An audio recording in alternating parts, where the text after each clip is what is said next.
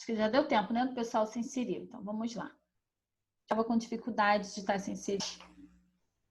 Então, aqui a gente começa, né, a falar, né, de alguns locais específicos, aonde... Estão me ouvindo legal? Sim, não? Sim. Tá. Porque tá aparecendo aquele negócio de Sim. áudio para mim. Deixa eu só compartilhar aqui a tela. Então, alguns locais específicos, né, que podem ocorrer aí essa sepsemia, né, ou sepsia, né? Vamos dar exemplo com a pneumonia, que são as infecções do pulmões. Então, muitas das vezes, quando o paciente ele está com a pneumonia, então vamos botar um quadro um pouquinho mais avançado, tá? Então, ele está realmente muito dispneico, ele pode estar aí com estertores, então está num grau bem mais grave. Só que muitas das vezes o médico, em vez dele passar, né? Lembrando que nós temos, já passaram por farmacologia? Sim, não? Farmaco, já pegaram? Não. Então, deixa eu só falar aqui. Farmaco, vocês vão ver algumas medicações, né? Que elas são primeira, segunda e terceira geração. Então, são as medicações algo mais potentes.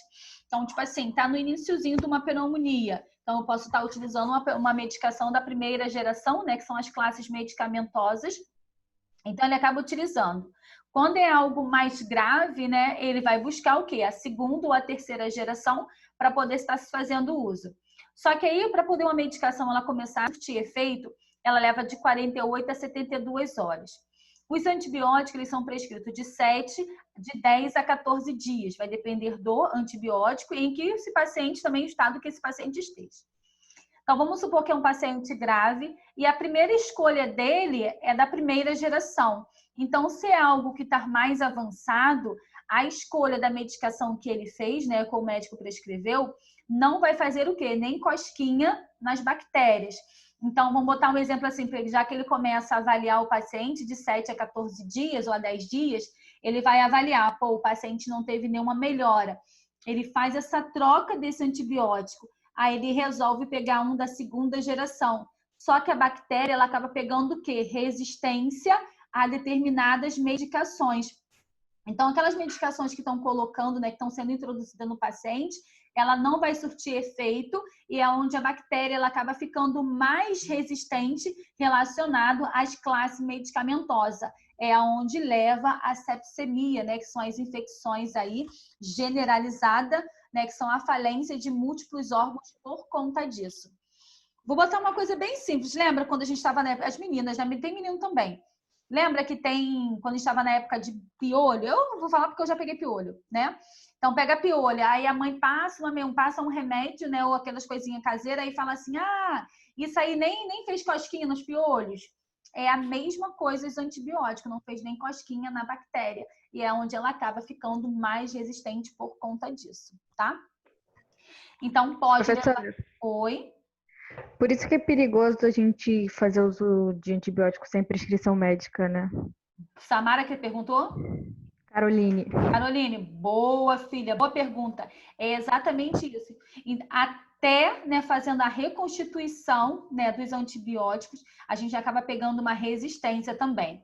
Sentir qualquer dorzinha, eu acho que está inflamada, eu acho que eu tenho que tomar antibiótico. Eu vou lá na farmácia, e eu vou lá e faço uso, né, desse antibiótico. Quando realmente eu for precisar desse antibiótico e o médico ele não vai saber que você fez uso durante muito tempo, aquelas bactériazinhas já estão resistentes àquela medicação. Então, é aonde não vai surtir efeito justamente por conta disso. Boa pergunta. O uso podia ser proibido, né, professora? Só poderia comprar com receita. Então, mas o correto hoje é assim. Antes, você podia ir na farmácia e comprava uma amoxicilina, você comprava uma rifocina, que é spray. Hoje não é mais assim, né? Aquelas farmácias que realmente elas são Caxias que seguem no pezinho da letra, elas não te vendem antibiótico. Mas tem aquela farmácia que você sabe que ele vai te vender o antibiótico sem receita médica, justamente por conta disso, tá? Exatamente. Professora. Oi. Professora, posso fazer uma pergunta? Pode, se eu souber responder. Você sabe me informar a diferença entre o antibiótico e o anti-inflamatório? Então, vamos lá. O anti-inflamatório é aquilo que te apresenta sinais flogísticos. Vou te dar um exemplo. eu tô com uma escoriação, caí de bicicleta, tá? Acabou tendo aquelas escoriações que são aqueles arranhões. Dentro do leito, né, da escoriação, começa a sair aquele seroma, que é aquele líquidozinho, tá? E ele fica bem vermelhinho. Com o passar do tempo, botar 2 dias, começa a apresentar umas papulazinhas no leito da lesão, né? As bordas, elas vão começar a ficar edemaciada, vão começar a ficar, né, ali eperemiada em volta daquela lesão, e no leito da lesão começa a apresentar aqueles pontinhos que a gente diz que é inflamação. Então, ali eu vou estar fazendo uso do quê? De um anti-inflamatório. Eu estou falando de órgão, eu estou falando de locais específicos, estou falando de bactéria. Então, eu vou estar utilizando o quê? Um antibiótico, porque eu preciso destruir aquela bactéria para poder não me trazer danos. Conseguiu entender? Consegui, obrigada. Nada, filho. Professora, Oi, Isa. tipo assim, o que causa qualquer coisinha, qualquer machucadinho já inflamar logo? Então, tem que ver. Por que acontece isso? Tipo assim, qualquer machucadinho, qualquer picadinho, quando a pessoa faz a unha, que, tipo assim, tira um bifezinho, já inflama. Então, Pode vamos ser lá. imunidade baixa, professora? Ia falar isso Tipo agora. assim, é coisa de inflamar e ficar Dias. quase uma semana em mim, entendeu? Então, Isa, você já fez exame de sangue, se você é diabética ou tem alguém diabético na família? Que isso é genético? Eu tive meu avô que faleceu. Tá. Você já fez alguma Mas vez? eu nunca já fiz exame de sangue, nunca dava nada, não. Tipo assim, a única coisa que eu tenho, que o médico sempre passa pra mim, é remédio pra anemia. Tá explicado. Então, você tem uma anemia, seu sistema imunológico ele é debilitado, é o que está fazendo, é o que faz, né, a demora dessa cicatrização do seu machucado, dessas lesões suas. Ah, sim. Viu? Você já deu a palavra-chave, né? O médico diz que eu tenho uma anemia. Se eu tenho uma anemia, meu sistema imunológico ele não é o quê? Certinho, ele não é perfeitinho. Então, qualquer tipo de lesão que eu vá ter, vai ter complicações, vai levar mais tempo para poder estar cicatrizando, tá? Não tem um exame de sangue que eu faço que o médico não passe, entendeu? Tipo assim, mesmo estando normal, mesmo assim, ele passa É, um precisa passar remédio para medicamento. anemia para mim. Exatamente, né? Você menstrua, né? Você tem a perda aí de sangue. Isso vai te trazer mais fraqueza ainda, porque tá querendo ou não, né? Tá saindo, ele vai te deixar um pouquinho debilitada. Então, por isso que ele muitas das vezes vai passar medicamento para você por conta disso, que ele precisa repor isso. Né? Seu sistema imunológico ele já é abalado, tá? Entendi. Obrigada. Nada, filho. Lembra quando vocês pegaram lá em Saúde da Mulher, que, né? Quando nós temos a fase lútea, ovulatória, não é isso? E folicular. Folicular, lútea, não é isso? Folicular, ovulatória e lútea. Quando você tem a sua fase folicular, né? A gente coloca do 5º, né? Até 12 dias da menstruação, que ela acaba tendo esse fluxo aí diminuído. Lembrando que se esse fluxo ele permanecer muito intenso, é ocasionado como uma hemorragia, porque no 12 dias, né, 12º dia, já é para ter diminuído, ficar saindo só aquela borrinha. Então, quando ele ultrapassa, né, os 12 dias, acaba sendo como hemorragia. Então, seu sistema imunológico, com certeza, vai ficar debilitado por conta disso, tá? Então, tem que tomar cuidado, tá, Isabela? Vamos lá. Cistite é uma infecção da bexiga. Então, muitas das vezes vem através de alguma infecção, uma má higienização, né? Ou o pH está muito alterado, ou através de estresse. Aí a colega indicou que eu posso estar fazendo uso de determinada medicação, aí eu vou lá e faço uso da medicação. Né? Quando o paciente ele está com catéter vesical de demora, que você vai dar o banho nesse paciente, você acaba utilizando a mesma luva de procedimento, então você contamina, né, a entrada da uretra, que é aquele orifíciozinho, então você vai trazer a infecção para esse paciente. Então, a da cistite, né, essa infecção, o paciente ele só vai te relatar que ele está sentindo muita ardência ou que ele está sentindo muita dor. Só que aí, né, ele vai relatar, né, que pode ser incômodo por conta do catéter vesical de demora, que é a sonda de Foley, e o tempo vai passar. Até o médico, né, fazer uma pesquisa, né, que realmente é daquela urina, né, que ele está com bactéria ali. Então, muitas das vezes, a bactéria acaba tendo essa resistência por conta disso. Né? Por isso que eu passei para vocês lá em Fundamentos de Enfermagem, para alguns alunos, né, a importância de dar o banho no leito e estar fazendo a troca da luva, justamente por conta disso, né, que você vai trazer danos a esse paciente. Então, ele está internado com um determinado diagnóstico, aí você vai lá, né, acaba introduzindo uma outra doença nesse paciente, né, conhecida como nasocomial, aquela que é adquirida dentro da unidade hospitalar. Então, a gente tem que tomar muito cuidado por conta disso, tá? As otites, né, que são as infecções do ouvido. Então, a gente realmente pode ter uma otite aí crônica. Lembrando que a otite, ela pode te levar aí uma meningite, tá? É onde pode trazer muito danos ao paciente justamente por conta disso. Então, bizu para vocês para a vida. Evitem de usar o esteto, tá? De outro colega, porque a gente não sabe se o paciente... fone de ouvido também. A gente não sabe se o colega ele tem otite ou não.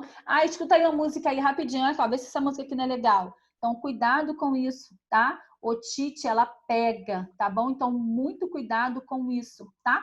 E uma vez que você pega, não adianta. Tem tratamento, tá? Mas ela vai vir em recorrente sempre. Então, muito cuidado, tá? A erisipela... Professora, eu já tive, mas só uma vez. Mas aí quando baixar a imunidade, ou mudança de tempo, ou se você for à praia ou à piscina, entrar água, tu pode ter certeza que vai sentir dor de ouvido, que é a da otite, tá? Professora, meu filho tem isso e só para te falar umas 3 ou 4 vezes no ano a crise. É horrível. É muito, quando fica purulenta, né? Fica saindo aquelas secreções assim, que a gente utiliza mais como crônico. Ele grita muito. Aí é só antibiótico mesmo, aí tem que tem que levar no otorrino dele, e o otorrino olhar. A última vez o otorrino olhou e falou: mãe, eu não sei como é que ele está aguentando. Eu falei: por quê? Ele falou: mãe, o ouvido dele está tomado de pus, muito pus, porque ele tomou banho. Ele tomou banho de piscina, né? E entrou água e ele não me falou. Aí ele começou a sentir dor, eu fiquei 3 dias com ele, indo pro ponto-socorro e voltando, ele gritando e tendo que tomar remédio para amenizar a dor até o otorrino dele vir, porque infelizmente o otorrino dele aqui em Guapi só atende uma vez por semana, que é na quinta-feira. E eu tive que esperar, e a crise foi na segunda, e eu tive que esperar e ficava 3 horas da manhã no ponto-socorro com ele. Foi uma luta. Aí, quando o doutor olhou, ele falou: não sei como é que essa criança se tá aguentando de dor. Tá os 2 ouvidos cheios de pus, muito pus, muito pus. Aí, rapidinho passou os remédios, né? Eu comprei, mas foi uma luta. O que pode levar, né, essas otites crônicas, justamente isso aí, né? É a meningite, né? Atingir as meninges, né? Otite perto das meninges. Isso aí acaba tendo, né, que a gente dá como bacteriano, é o que vai trazer danos a esse paciente. Lembrando que a meningite, né, ela bacteriana aí, ela pode deixar sequela, né? Se ela for tratada corretamente, no tempo correto, a criança vai viver sem sequelas. Mas lembrando que a meningite é uma doença muito, muito, muito, muito grave, tá? Erisipela é uma infecção da pele, isso aí é mais para quem também é diabético, tá? Então, caiu alguma coisa, geralmente ocasiona aí, né, no lado ali da canela mesmo, então tem aquelas escoriações, é o que pode trazer aí complicações. Eu vou só desativar o som porque tá muito alto, tá bom?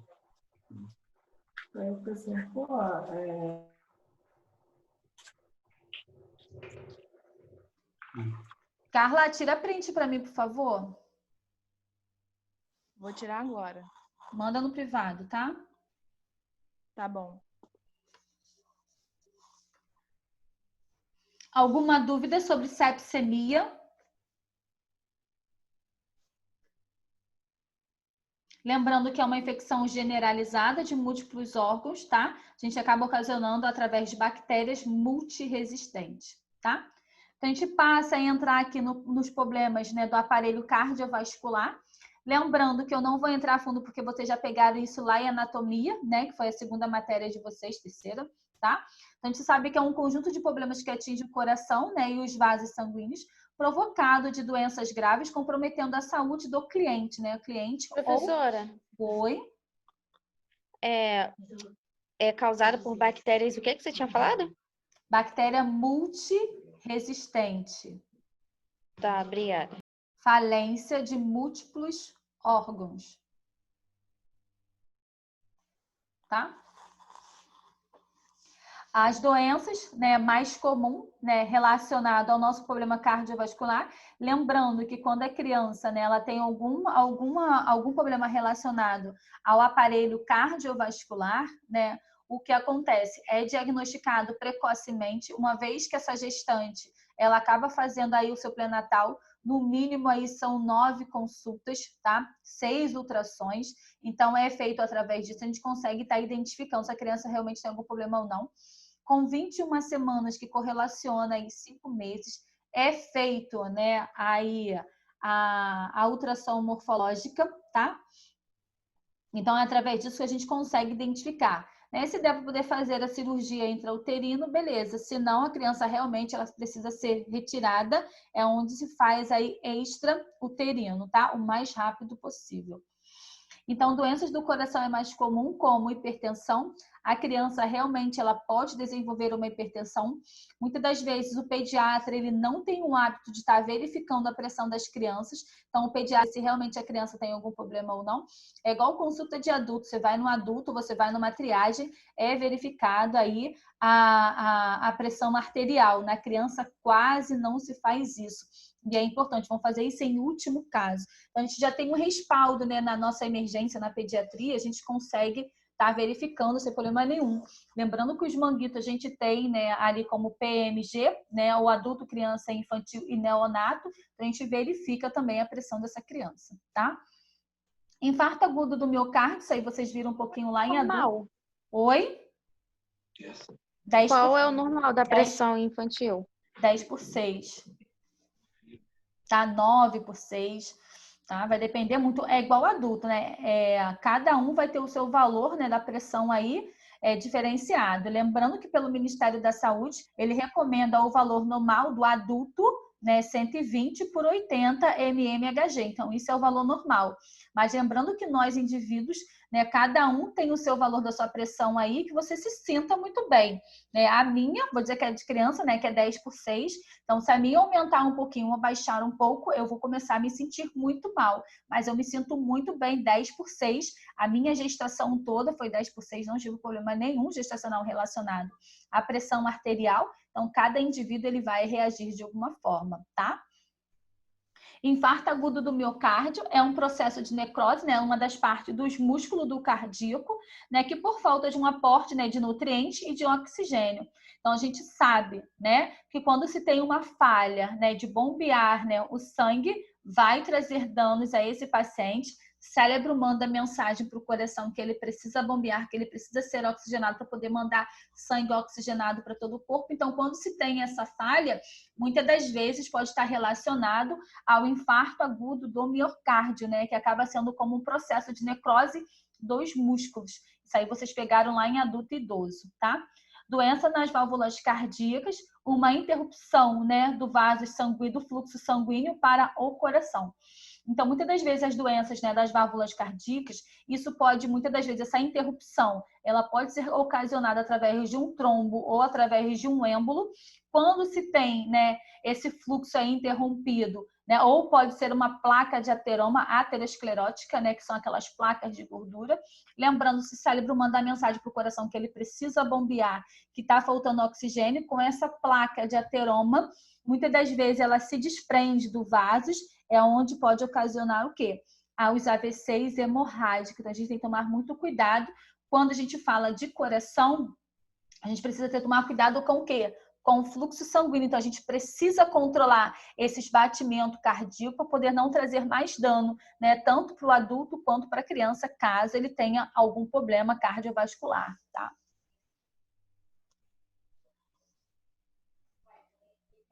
Endocardite. Volta. Endocardite, ele acaba sendo uma infecção do endocárdio, né? Um revestimento interno do coração. Então, isso acaba tendo como infecção. É igual quando eu falei para vocês lá, né, sobre bactérias multiresistentes. Então, essas infecções podem ser ocasionadas através de bactérias, tá? É o que vai levar à miocardite, tá? A miocardite nada mais é que, vamos botar bem mais próximo, né? Para quem tem aí, né, arcária dentária cariada, inflamada, que dói o tempo todo, ali são bactérias que estão ali dentro que sofrem aquele processo inflamatório. E a mucosa, né, você ali vai engolindo o tempo todo. Cuidado para poder não cair na corrente sanguínea, é o que vai desenvolver a miocardite. Essa bactéria, ela vai direto para o coração e desenvolver aí essa miocardite, que nada mais é que é uma inflamação, né, do miocárdio, que é a camada muscular do coração, o que pode perder a força contrátil natural e prejudicar, né, a ação, que é o quê? O bombeamento do sangue para todo o quê? O corpo. Então, isso vai ficar mais o quê? Cérebro, ele sempre vai te mandar a mensagem para o coração que ele precisa o quê? Bombear, porque ele está faltando oxigênio. Então, o cérebro é o que comanda todo o nosso corpo.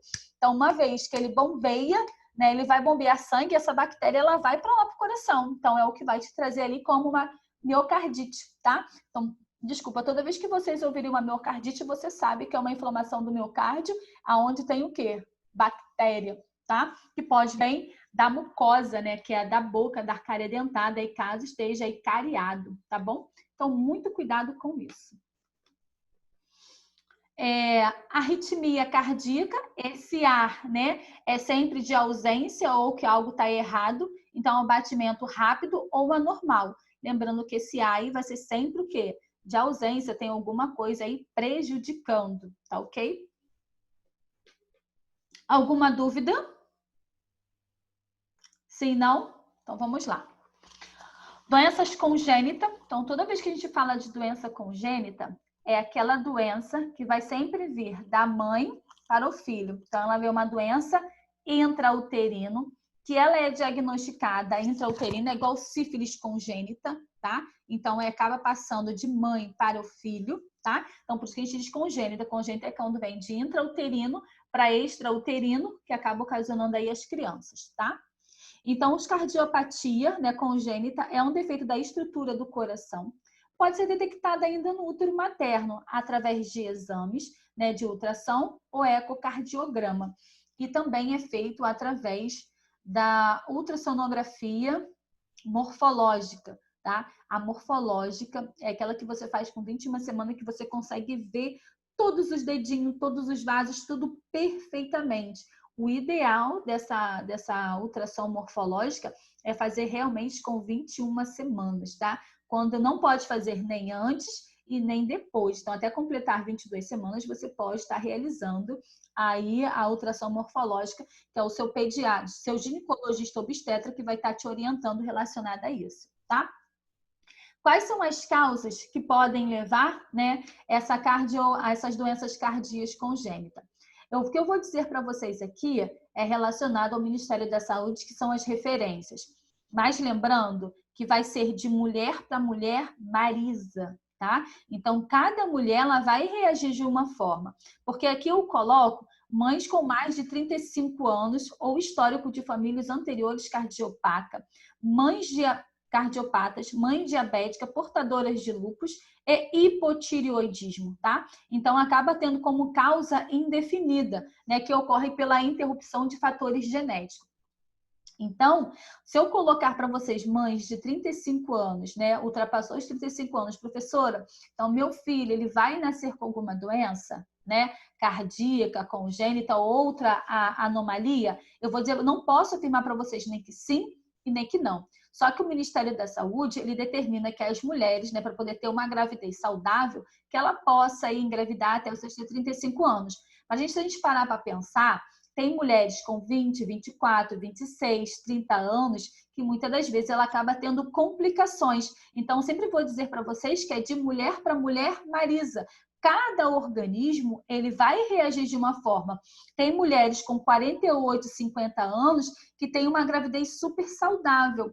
Então, isso vai ser de mulher para mulher, literalmente, Marisa. Não é porque eu completei 35 anos que eu não posso engravidar, que meu filho vai nascer com algum tipo de problema. Não é assim que funciona, tá? Só que isso é feito, né? Essa estatística é feita através das notificações compulsórias. Então, ele começa a fazer a pesquisa que mulheres acima de 35 anos ou com histórico, né, de filhos anteriores cardiopata, que possa ter uma gravidez aí complicada justamente por conta disso.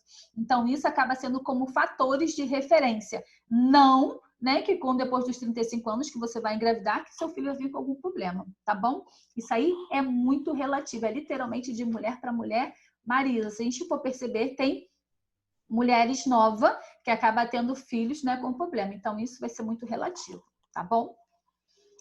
Tratamento pode ser feito através de uma cirurgia, né, para correção e uso de medicamentos, né? A cirurgia, quem vai determinar aí vai ser o médico, é ele que vai determinar que tipo de cirurgia, como vai ser a cirurgia, se vai ser intrauterino, se vai ser extrauterino, tá? Quais os usos das medicações corretas. Então, isso quem determina é o médico, tá bom?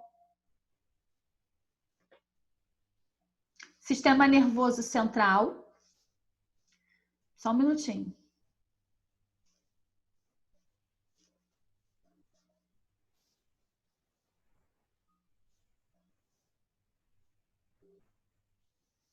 É sistema nervoso central, né? Conhecida essa sigla aí, ela acaba sendo como universal, tá? Sistema nervoso central. Eu vou só dar uma pincelada para vocês sobre isso e a gente vai falar de algumas doenças que podem estar ocasionando, tá bom? O sistema é responsável por receber, né, processar informações. Ela é constituída pelo encéfalo e medula espinhal, que estão protegidos pelo crânio e a coluna vertebral. Ambas estruturas são reforçadas por 3 lâminas conjuntivas, né, que são denominadas de meninges. São elas a dura mater, aracnoides e pia mater. O líquor, que é responsável pela nutrição do sistema nervoso central, é pela minimização dos possíveis traumas causados por traumas. Esse líquor, né, ele passa pela coluna vertebral, tá? Atinge, né, a nossa caixa aí craniana, que faz parte do nosso sistema nervoso central. Quando o paciente, né, ele está sendo suspeito de meningite, né, ele acaba tendo aquela rigidez de nuca que muitas das vezes ele não consegue encostar o queixo no tórax e ele acaba elevando uma das pernas, e a gente diz que é uma rigidez de nuca. Esse líquor, ele é colhido, né, o paciente ele fica em formato de feto, tá? E no meio daquela coluna é retirado esse líquor, tá? É esse líquor que vai diagnosticar se o paciente ele tem uma meningite bacteriana ou viral. Quando a gente diz que ela é viral, né, muitas das vezes o pessoal que é da Neurolife, né, que é uma empresa que acaba colhendo, né, aqui só tem a Neurolife, então ali ele vai dizer que é água de rocha. Quando ele diz que essa água de rocha, né, o líquor, né, ele tá límpido, branquinho, branquinho, branquinho. Então, ela pode ser viral ou como não pode ser nada. Quando esse líquor, quando ele vem um pouquinho turvo, né, a gente pode aí, né, dizer que esse paciente ele tá tendo aí uma meningite, é onde, né, a meningite ela precisa entrar com as precauções respiratórias e precauções de contato, pelo menos até as suas 48 horas, que é o uso de antibiótico.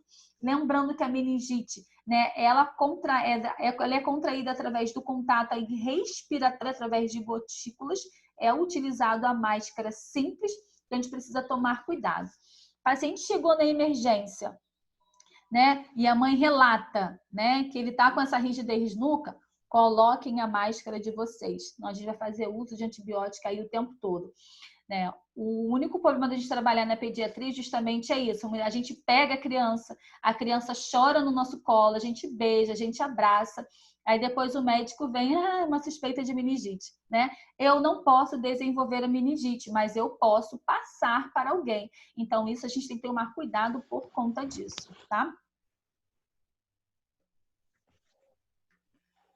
Trabalhar com criança é muito bom, mas é tanto adulto quanto criança, mas a gente precisa tomar as nossas precauções devidas, tá bom?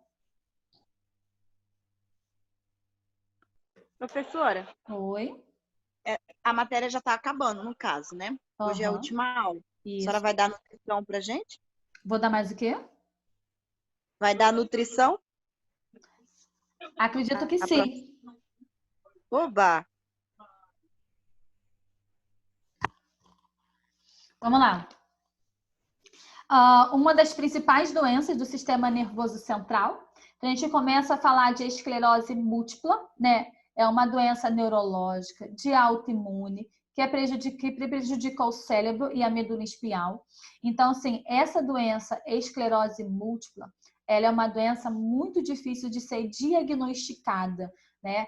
A gente começa a dizer que ela vem tipo como ela é mascarada, né? Até o médico, né, ele identificar que é uma esclerose múltipla, esse paciente, ele acaba se definhando, porque o que acontece, ele é degenerativo.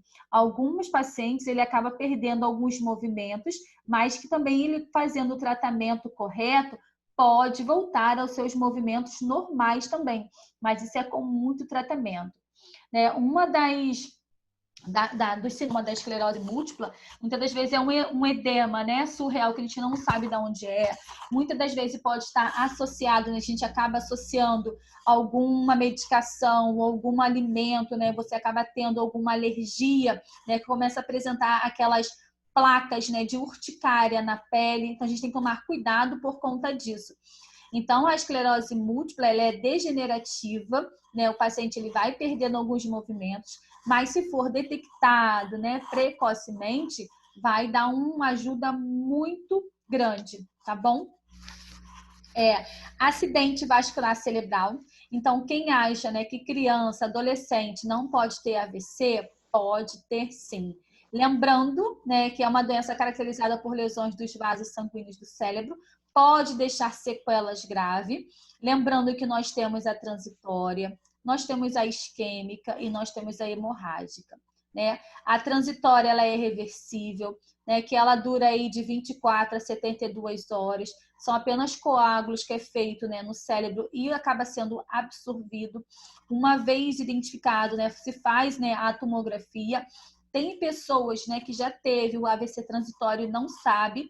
Quando ela acaba tendo o AVC isquêmico, né, que o paciente ele fica desorientado, né, tá faltando realmente, né, porque quando se tem um AVC isquêmico, acaba se tendo uma obstrução, né, do fluxo ali sanguíneo, então ele acaba sendo obstruindo os vasos através de trombo ou através de êmbolos, então ele não deixa o fluxo do sangue, né, passar e mandar mensagem, e mandar oxigênio para o cérebro. Então o paciente ele vai ficar desorientado, né, vai ter comissura labial, vai ter rebaixamento da musculatura, né, o qual a mão dele pode vir um pouquinho lateralizado, então ele vai te apresentar sinais e sintomas também.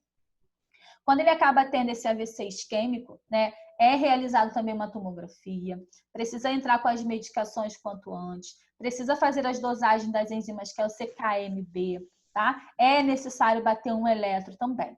O que é confirmatório para os AVCs é uma tomografia, tá? O AVC hemorrágico, né, é o rompimento. Então, se eu tenho ali placa de ateroma, né, que são aquelas gorduras, e ela se desprende, né? Então, o cérebro está mandando mensagem porque ele não está sendo oxigenado, ele começa a bater forte. Quando eu tenho a luz dos meus vasos, né, ela acaba sendo obstruída, né, aonde eu tenho um fluxo maior e o outro menor, então o coração ele começa a bater mais forte. Então, esse sangue que acaba sendo ejetado, ele está com tanta pressão, com tanta força, que ele acaba desprendendo essa placa de ateroma e acaba tendo rompimento. Então, é feito, né, a tomografia para poder ver aonde está esse rompimento. Precisa-se entrar com antiagregantes plaquetários para poder diminuir, né, esse fluxo sanguíneo. Faz-se a dosagem das enzimas, né, CKMB, e assim sucessivamente. Precisa entrar, né, com antiagregantes plaquetários até 3 horas. Tanto isquêmico quanto hemorrágico, quanto mais falta, né, de suprimento de oxigênio nível cerebral, é onde meu paciente ele vai vir ficar com o quê? Com sequelas. Então, eu preciso ofertar oxigênio, eu preciso dar um aporte ventilatório para esse paciente para ele não ficar o quê? Sequelado. O AVC hemorrágico, nós temos até 3 horas para poder dar suporte, tá? Então, é importante fazer as dosagens das enzimas, fazer uma logo de cara, né? Fazer uma tomografia, porque você precisa saber aonde está o rompimento, entrar com os antiagregantes plaquetários, tá bom? E fora, né, que esse paciente... Josélio. Oi. Oi, querida. Priscila aqui. É uma observação e uma pergunta. Meu pai teve AVC, né? Aí ele associou, ficou com trauma de comer bacalhau, porque assim que comeu bacalhau, teve o AVC e passou mal. Ficou 5 horas esperando no posto de saúde daqui, e por isso ele ficou com sequelas, entendeu? Ficou deitado numa maca, parado, entendeu? Aí o lado esquerdo dele ficou todo comprometido. E ele é complicado, né? Não quis fazer fisioterapia direito, aí tudo junto, né? Aí essa questão, só para eu até falar com ele, mas não vai fazer diferença. Do bacalhau tem relação após o almoço ou qualquer coisa assim? Não. Não. O AVC isquêmico, ele é ocorrido através dentro dos vasos, né? Que acaba tendo trombo ou êmbolos, que ele acaba obstruindo a passagem, né, do sangue nos vasos. Então, isso acaba desenvolvendo. É diferente de placa de ateroma, tá? Quando tem aquelas gorduras, tá? Na carótida, nos vasos. Quando tem um AVC isquêmico, né, ou é um trombo ou é um êmbolo, o que ele faz? Ele obstrui a passagem sanguínea, é onde te leva a sequela justamente por conta disso, tá? Nada a ver com bacalhau. Entendi, mas ele não come mais não, de jeito nenhum. Não tem nada a ver não, tá bom? Obrigada, amor. Nada. Vamos lá. Professora, sempre vai ser depois de 3 horas? Não pode passar, no caso, então, de 3 horas? Quanto mais, o ideal é, a gente tem um aporte hoje até 3 horas. Lembrando que quanto mais rápido eu atender esse paciente, menos sequelado ele vai ficar.